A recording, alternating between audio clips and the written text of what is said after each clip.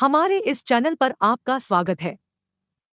इसके द्वारा हम चिकित्सा यानी इलाज की ऐसी विधियों के बारे में आपको जानकारी देंगे जो अत्यधिक खर्चीली और बहुत ज्यादा तामझाम वाली अंग्रेजी चिकित्सा पद्धति से हटकर है।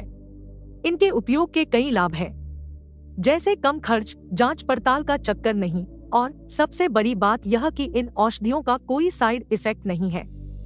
फायदा हुआ तो ठीक, वरना इनका कोई नुकसान भी नहीं है। इसके साथ ही एक और बात का जिक्र करना बहुत ही महत्वपूर्ण है कि ये दवाएं कभी एक्सपायर नहीं होती।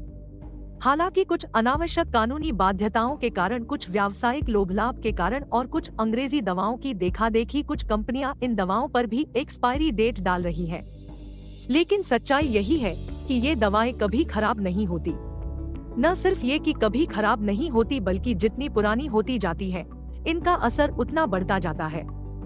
जी हाँ, हमारा इशारा 4 वैकल्पिक चिकित्सा पद्धतियों की ओर है। पहली होम्योपैथी, दूसरी बायोकेमी, तीसरी आयुर्वेदिक, चौथी नेचुरोपैथी। आइए मित्रों, अब एक एक करके इनका संक्षिप्त परिचय प्राप्त कर लेते हैं। होम्योपैथी शब्द अंग्रेजी के 2 शब्दों को जोड़कर बना है। होमो अर्थात सम या एक समान और पैथी मतलब चिकित्सा पद्धति। इस तरह होम्योपैथी का मतलब हुआ वह चिकित्सा पद्धति जिसमें समा सम शम्यति के सिद्धांत का पालन होता है। इसका अर्थ है एक समान चीजें ही एक दूसरे का दमन करती है, अर्थात दबाती है। इसे ही बोलचाल की भाषा में कहा गया है कि लोहा ही लोहे को काटता है या गर्मी से ही गर्मी दूर होती है।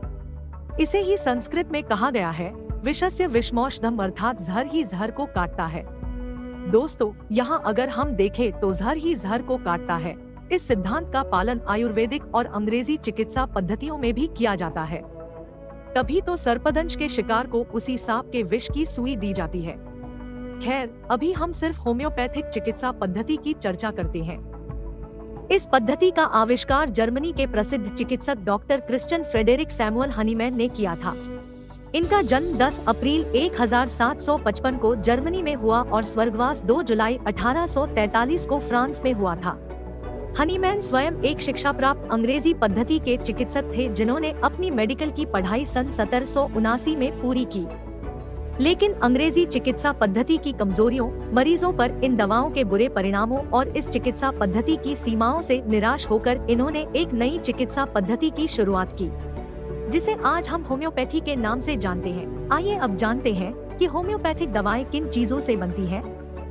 दोस्तों, ये दवाएं भी उन्हीं चीजों से बनती हैं जिनसे अंग्रेजी या यूनानी पद्धति की दवाएं बनती हैं, जैसे वनस्पति या पेड़ पौधों, कंदमूल और फल आदि से, जीव जंतुओं के शरीर के विभिन्न अंगों तथा उनसे निकलने वाले स्राव से, रसायनों से आदि। इनके कई रूप होते हैं, जैसे मूल अर्थ या मदर टिंकचर, अल्कोहल में दवा मिलाकर बना रूप और आजकल टैबलेट और सिरप के रूप में भी होम्योपैथिक दवाएं मिलने लगी हैं।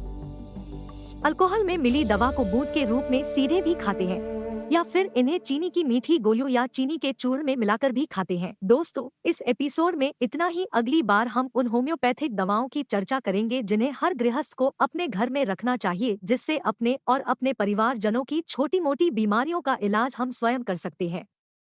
तब तक के लिए विदा। यह जानकारी यदि आपको अच्छी लगी हो तो हमारे इस चैनल को लाइक, सब्सक्राइब और कमेंट जरूर करें। अपना समय देने के लिए बहुत बहुत शुक्रिया।